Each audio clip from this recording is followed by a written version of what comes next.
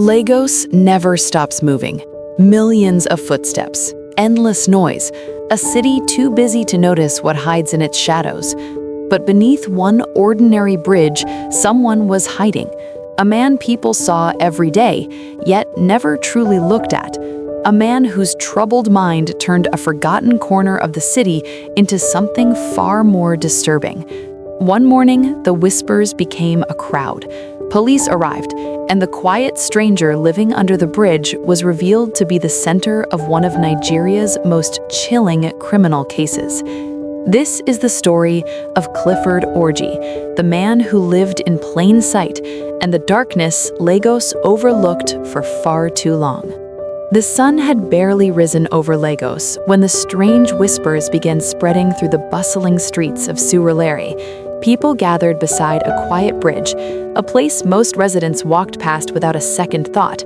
But on this particular morning, something felt different, unsettling. And at the center of it all was a thin, disheveled man with wild eyes and a quiet, unreadable expression. Clifford Orji. Before that moment, he had been a ghost in the city, seen by many, known by none. But his story didn't begin at the bridge. It began years earlier. Clifford grew up in a way that left deep marks on him. People who knew him years before described him as someone who changed gradually, slipping into unpredictable behavior. What started as quiet oddness transformed into isolation, paranoia, and moments of confusion that made people uncomfortable around him. The more the world pulled away from him, the deeper he sank into his own disturbed thoughts. By the time he moved to Lagos, he was already a man whose mind had drifted far from the rest of society. Clifford lived beneath the busy bridge near Toyota bus stop. Thousands of people passed above him every day, unaware of the shadow living right under their feet. At night, he moved quietly, scavenging, collecting strange items, and retreating into the darkness beneath the bridge. Reports of missing items, strange encounters, and people claiming they heard unsettling sounds near the area began to circulate. But in a city as large and chaotic as Lagos, stories like that often disappear under the noise of daily life, until one morning when everything changed. On that unforgettable morning, two men walking past noticed Clifford arguing loudly with someone who wasn't there. His voice echoed under the bridge, drawing attention. When curious residents decided to approach, they found his makeshift shelter. What they saw inside, objects, clothing, personal items, was enough to raise alarms instantly. People stepped back, shock rippling through the crowd. Police were called, and suddenly, Clifford went from being just another face on the street to the center of one of Nigeria's most chilling criminal cases. The police carefully searched the space beneath the bridge. They found bags, clothes, belongings that clearly weren't his, and handwritten notes filled with scattered thoughts. Each item suggested that Clifford had been collecting things from different people over time. Nothing graphic was shown publicly, but the items alone were enough for the police to widen their investigation. People in the community began connecting old disappearances and strange occurrences to the man who lived right beneath them. The case attracted massive attention nationwide, but the investigation moved slowly.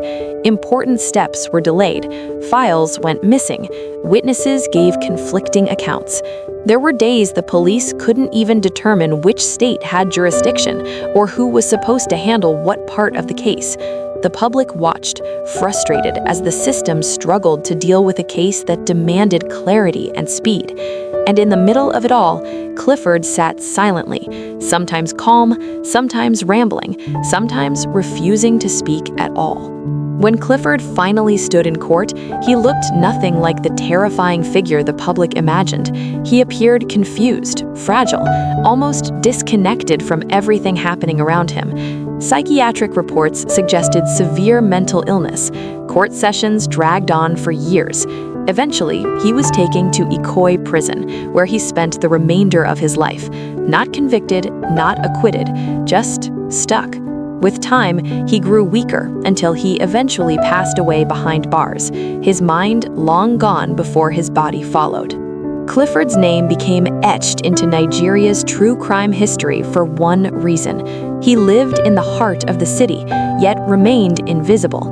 His case represents the failures in mental health care, the weaknesses in criminal investigation, and the dangers hidden in overlooked corners of everyday life. People still talk about him because his story forces a chilling question. How many people walk past danger every day without realizing it? His crimes shook Lagos. His mind confused experts. His name became a warning, and his story remains one of the darkest chapters in Nigeria's criminal history, not because of what was seen, but because of everything we never fully understood. Clifford Orji faded away in prison, his mind long gone before his body followed. No answers, no closure, just a reminder that sometimes the darkest secrets hide in plain sight.